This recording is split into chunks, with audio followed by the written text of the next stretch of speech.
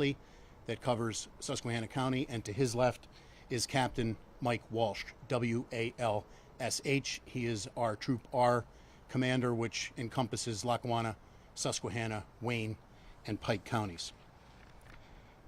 I apologize for the delay in us getting this press conference together. It's been a very tragic and harrowing day for the community here in Susquehanna County and the Pennsylvania State Police.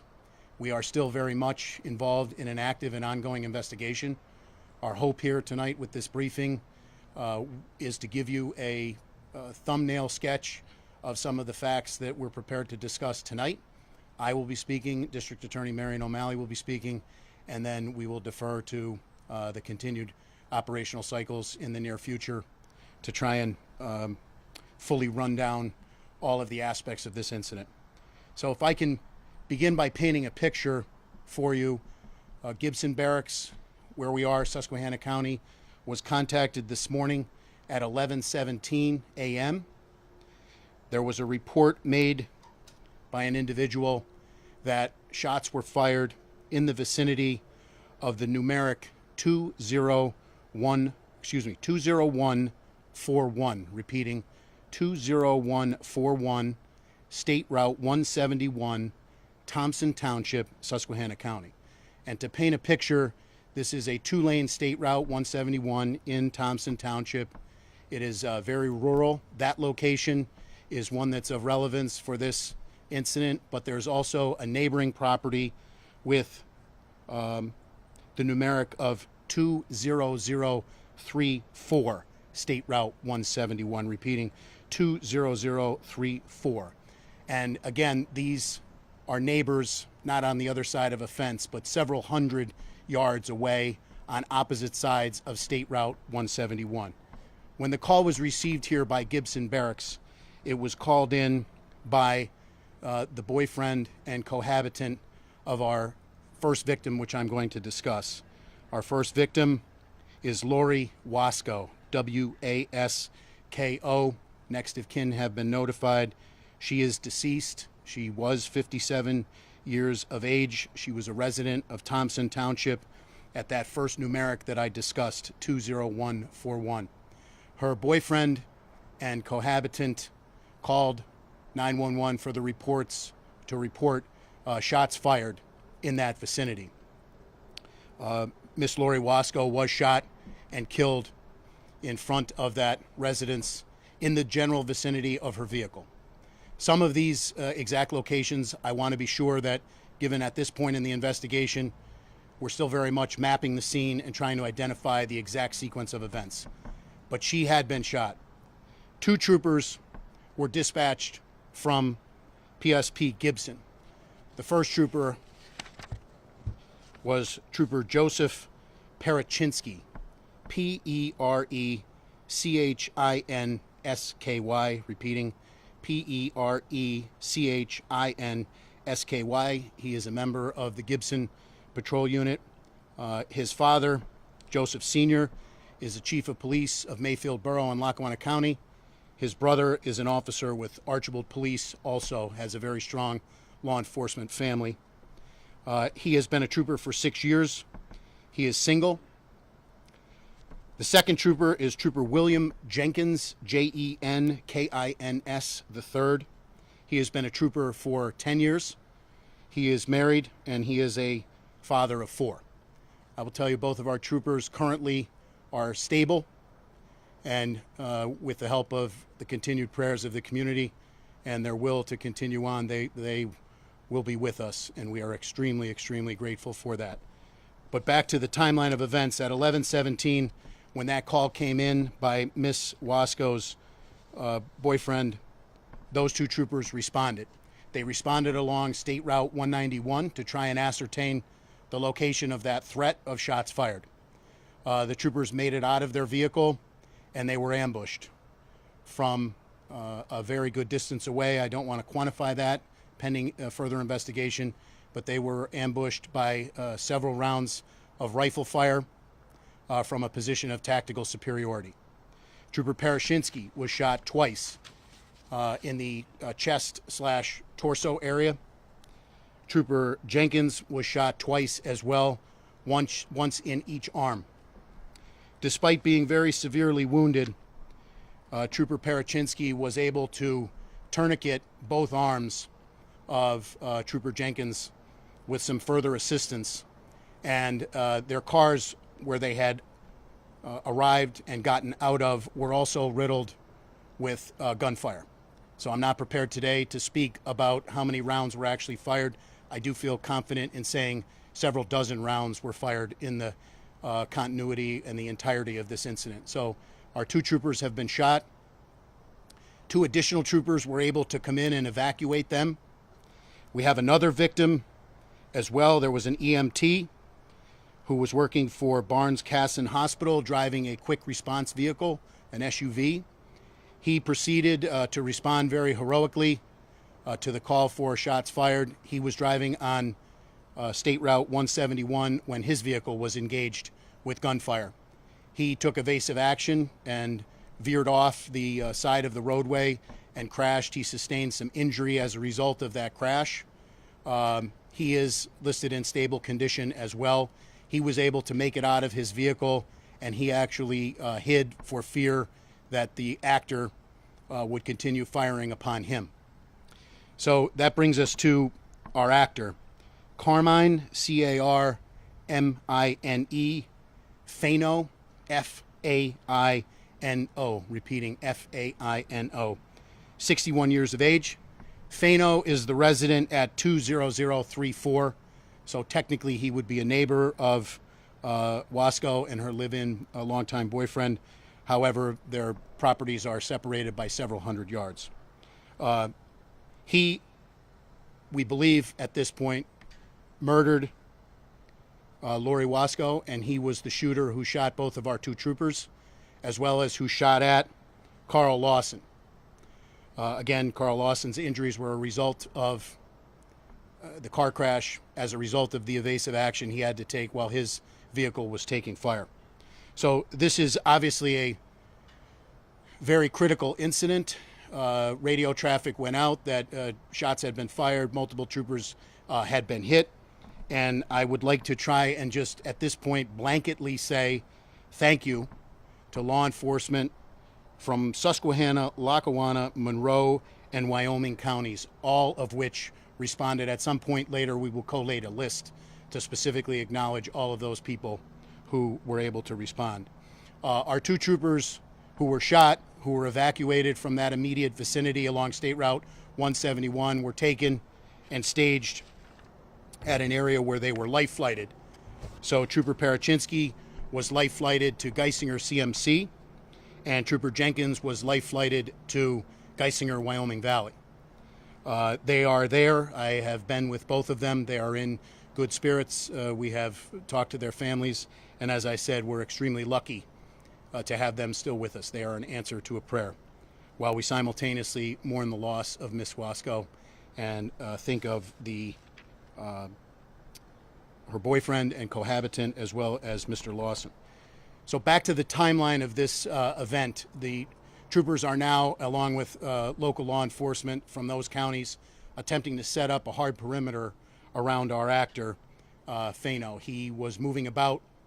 We attempted to use a drone, which he shot down actively with a firearm, and we were eventually able to get a secure perimeter around his location. Major Rodriguez's organizational segment, the Bureau of Emergency and Special Operations, encompasses PSP CERT, Special Emergency Response Team. So over a period of time, we were able to hand that secure perimeter, which was being staffed by state troopers and local law enforcement from those counties that I mentioned earlier, to a hard perimeter that CERT was able to take up and again begin their highly trained, high-risk warrant service or barricaded gunman protocols. Well, we attempted at length to try and negotiate with Mr. Faino, our actor here. At one point, I will tell you, he was sitting on a propane tank, which caused further concern that he had attempted to turn that into an improvised explosive device, and we were concerned about other weapons, not only the weapon that he was using a semi-automatic long gun, from which he fired several dozen rounds through this incident, but we were also concerned about other explosive devices that he may or may not have deployed at that location. After a period of attempting to negotiate with him, he continued to be a threat, and he was shot by members of the Special Emergency Response Team. He is deceased. So the perimeter still remains, and the processing by the Forensic Services Unit of the State Police is ongoing. We do currently have in place a Area 3 major case team from not only Troop R Dunmore, but also elements from Troop P Wilkes-Barre, Troop F Montoursville, and Troop N Hazleton to bring out the resources to bear to properly process and assess this entire scene. We are conducting a joint investigation with the Susquehanna County District Attorney's Office into the lethal force that was used to neutralize Mr. Fano. At this point, I would like to turn it over to District Attorney Marion O'Malley for a few comments, and then I will retake the podium to finish the briefing and open it up for a few brief questions. It needs not to be said, but I will say it. The Pennsylvania State Police relies on partnerships across the 67 counties of this Commonwealth every day to do the work that we have to do. The partnership that we enjoy here with District Attorney Marion O'Malley is second to none. We appreciate her being here. We appreciate the support that she has given our troopers who were injured, and we appreciate her support every day that she gives as we work for the victims, Ms. Wasco et al. Mentioned in this incident. So with that, I'll turn it over to District Attorney Marion O'Malley. Good evening, everyone. As indicated, my name is Marion O'Malley. I am the Susquehanna County District Attorney. I want to begin by offering my sincere condolences, not only on my own behalf, but on behalf of every member of my office, to Ms. Wasco and her family. A truly tragic event. She was a member of our community. She was a worthwhile individual. She's someone who gave back to the community, and her loss will be felt by many people. As the Colonel indicated, my primary function here, given the fact that Mr. Fano is now deceased, will be to participate in the investigation and make the determination about the use of force in this case. That will require involvement by several of my county detectives in the investigation, and that will be done jointly with the Pennsylvania State Police. It will not be necessarily members from Gibson, but perhaps another barracks, correct? Yeah, absolutely, yes. Okay. So, to ensure the objectivity of the investigation, as I know I can always rely on when dealing with the state police. So, as the information comes forward, you've heard from the Colonel, and it's absolutely true. This is a fluid situation. All the information has not been ascertained at this point, and it won't be until then that I can truly turn my hands to the report and take a look at what has happened and whether the use of force in this particular case was appropriate. That will take some time, but I know that I have the support of, obviously, the Pennsylvania State Police, as well as the members of my staff who will be working on it with us as well. We are very fortunate today in the sense that these two troopers are still with us. They are more commonly known to me as Bill and Joe. I have worked with both of them. It's a unique opportunity for a rural county district attorney to get to work with all of the law enforcement members of the community because of the number of cases and the fact that it's just not quite as big as our more metropolitan areas. So that's an advantage to me because I get to know who I'm working with and how they work, and they learn to deal with me and how I work. It is a true partnership. These two gentlemen, I will be waiting anxiously for them to return to work, and I hope they do not consider this as an opportunity to avoid court appearances in the near future. So with that having been said, I will turn the podium back over to Colonel. Thank you, District Attorney O'Malley. A few more points. As per normal PSP protocol, the troopers involved have been placed on administrative duty, as we would in any other officer-involved shooting investigation. As the district attorney alluded, the major case team has been brought in from an area outside of Gibson to ensure that we're doing a full, fair, and competent and thorough joint investigation. Some thank yous again. I mentioned earlier at the top of the presentation, local law enforcement in Lackawanna, Susquehanna, Wyoming, and Monroe counties, all of whom answered the call for assistance. Several dozen officers and troopers were mustered to this ongoing situation, which was quite harrowing, as I said, for an extended period of time. To those counties and members of their EMS that helped us, as well as the flight crews that flew our troopers, really superb work. To the New York State Police, this organizational segment of Troop R, having been a troop commander up here, it is very frequent that we interact and receive support from our sisters and brothers to the north with the Stetson and the purple tie, and they were integral today after the fact in giving us a command post and some additional communication capabilities until we could get that set up. This was an extremely rural area, and we had some obstacles to overcome. So thank you to New York State Police Superintendent Stephen James. The New York State Police are always there for us, and I hope that they know that the inverse is true. So on behalf of Governor Shapiro, who flew in today to both Geisinger CMC and Geisinger Wyoming Valley, we received outreach from many local elected officials as well, expressing their well wishes. The governor and I were able to see both troopers and their families. Moving forward, there will be some additional procedures that both need to undergo. We're going to provide them the support that they need, both mentally, physically, spiritually, emotionally, through our Members Assistance Program and our chaplaincy program, to ensure that we give them not only the physical care that they need, but also the entire person. And I would say, on a personal note, I know both of the troopers personally. They represent the best of who and what the Pennsylvania State Police are. I spoke to one of the troopers who said as soon as they got out of the car, they had no idea where the rounds came from, and they were basically, under fire.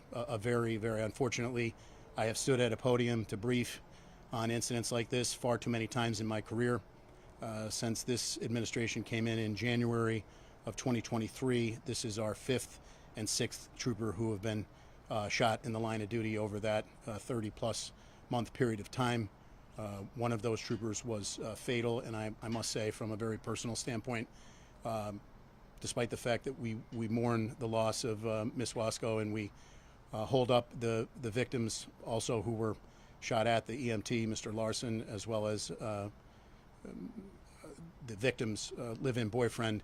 I am very thankful tonight that we are not planning a double line of death funeral. So with that, we'd open up to a few brief questions. Sir. Sir, earlier you said that there was a tactical superiority that Thano had over the two troopers.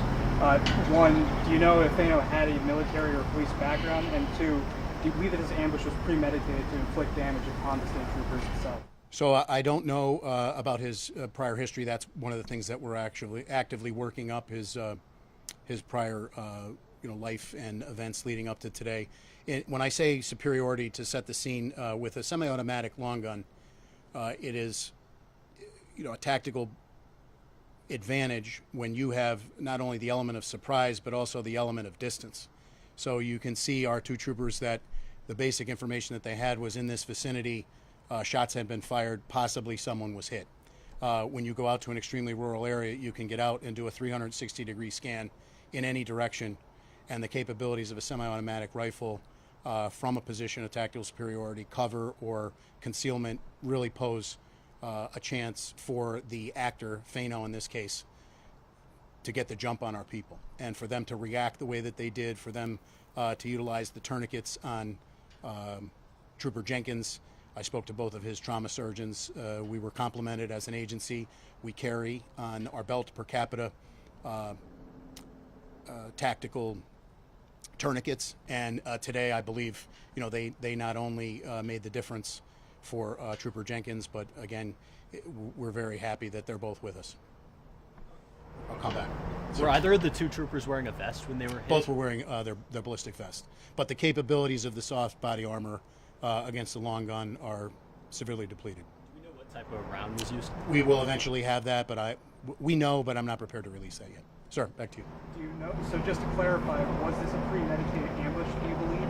I don't want to speak to his motive leading up to this. I would say you can draw certain conclusions from the standpoint that we believe Fano shot our victim prior to our arrival, and then from a position of tactical advantage, fired dozens and dozens of rounds at two responding state troopers in their state police vehicles, as well as an EMT. I would say it doesn't lend itself to a spur of the moment type decision, at least once he made the decision to open fire. Anyone else? Sir. Yes. Sure.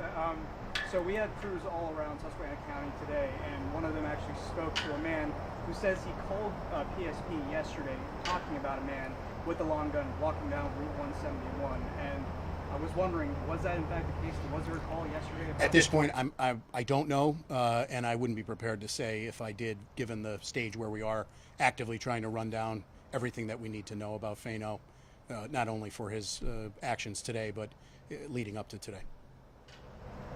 All right, we will release more information. Trooper Bob Urban, off to my left here, will push information out. We, again, our heart goes out to Wasco and her family. Mr. Lawson, who was shot at. Our heart and prayers go out to him, coming to answer the call for shots fired, not only for a member of the community today in Wasco, but also two Pennsylvania State Troopers. And I'll end where I began, where our thoughts and prayers go out to Troopers Perechinsky and Jenkins and their respective families. They represent, again, the best of who and what we are, and their spirits are high. They are thankful to be where they are today. And again, all of those people, we cannot say thank you enough. We're the beneficiaries rather, of extreme law enforcement partnerships all over this great Commonwealth. We seek to build those on a daily basis. We talk about building those relationships brick by brick, and they pay dividends on days like today. But as a former troop commander and area commander here in the Northeast, it is particularly so up here, and that paid dividends for everybody today. I will tell you again, after those troopers were immediately evac'd, after both had been shot by the two additional troopers that came to their aid, one of the two troopers, Trooper Perechinsky, was able to commandeer a tractor trailer that was driving by, and he ordered the driver of that tractor trailer to pull his semi-rig across the roadway so that more people would not drive down that roadway and potentially be subjected to the fire that the EMT and Mr. Larson was. Again, shot twice. You put a tourniquet on your fellow trooper on both arms and helped to do so. You triaged and got out of the area, still thinking at that point in time, after being shot twice in the chest, what can I do to secure this location? What can I do to make sure nobody else gets hurt? They're the real story here today. So I'm humbled and proud to serve as the commissioner, and I really appreciate all the thoughts in the community and the prayers. We appreciate it very much. Commissioner, could I just say one thing? Sure. To thank the governor for coming up, say PSP strong. I'm glad the governor is backing you people the way he does, and thank you for your leadership. And if there's anything that needs to be done to raise money or something, if these troopers need any kind of help, just post it, and I have a site, we'll put it out there. Anything we can do to help the troopers or their families, we gladly will. Thank you very much. And just a word about that, it need not be said publicly, but I will, to thank the governor for his continued support, not only for our troopers who've been shot, but also the municipal officers across the Commonwealth. He goes, he's physically present, and he cares about law enforcement, and tries to give us the very best that he can, along with partners in the legislature in Harrisburg, to give us the tools, the training, and the personnel to meet our mission. So thank you very much. Thank you. Has Fano been on your radar at all? I wouldn't be prepared at this point to discuss that, but thank you. There's one more. Do you have one more? Sure. By any chance, you said that Fano was at some kind of propane tank. Was there anything found to that propane So tank? in addition to processing the scene, we had our hazardous device and explosives section, HIDES, which also operates under Major Rodriguez's organizational segment of BISO, to clear that out. And we're still in the process of fully clearing that area, any evidence of relevance to today's incident, but also if he had any additional explosive devices. But that has not slowed us down, but has caused us to be very diligent in the way that we're processing the scene in the event that he had prepared an explosive device. Okay? Thanks. Thank you.